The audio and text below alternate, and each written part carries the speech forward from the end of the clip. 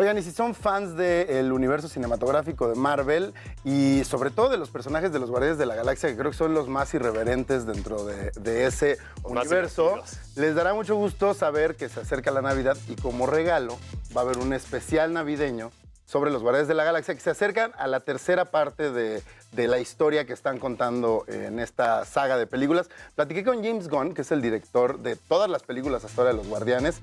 Él viene de una productora que se llamaba Troma. Y Troma hacían películas gore, películas sangrientas, películas de culto.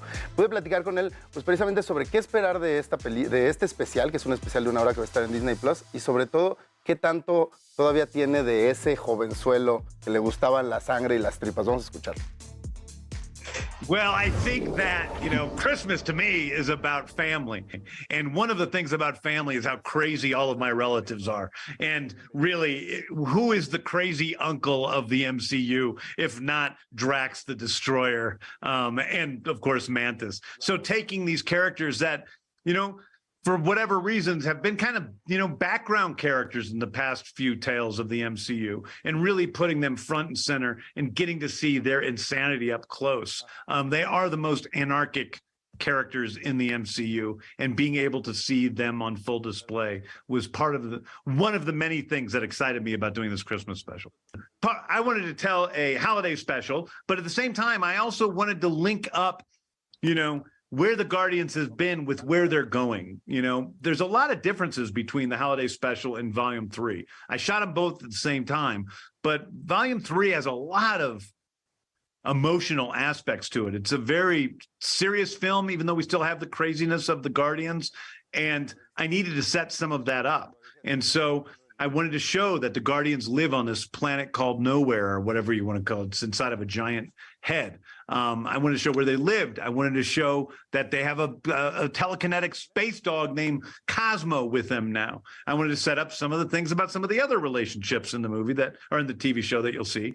And so I used it as an opportunity to sort of connect where the Guardians have been with where they're going a little bit. I feel like, when I was younger, I was a very punk rock kid. So a lot of my artistic expression was sort of like this in your face, smashing you stuff. And I think as I've developed as an artist and as a storyteller, I still like that edgy stuff. I still like the crazy stuff. But really at the end of it, it's about the emotion and the relationships between the people. And by people, I mean a person, a raccoon, an alien, and a tree.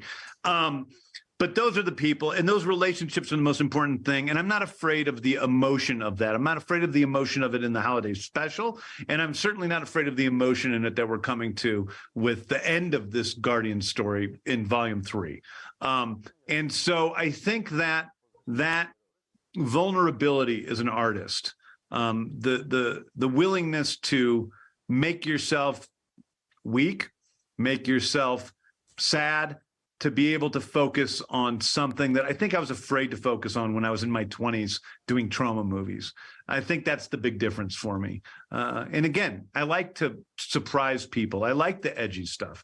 I like the dark humor. I like all those things. But I also think there's another side of the truly human nature of these characters who are aliens. But because they're aliens, I think we all feel like we're aliens a little bit.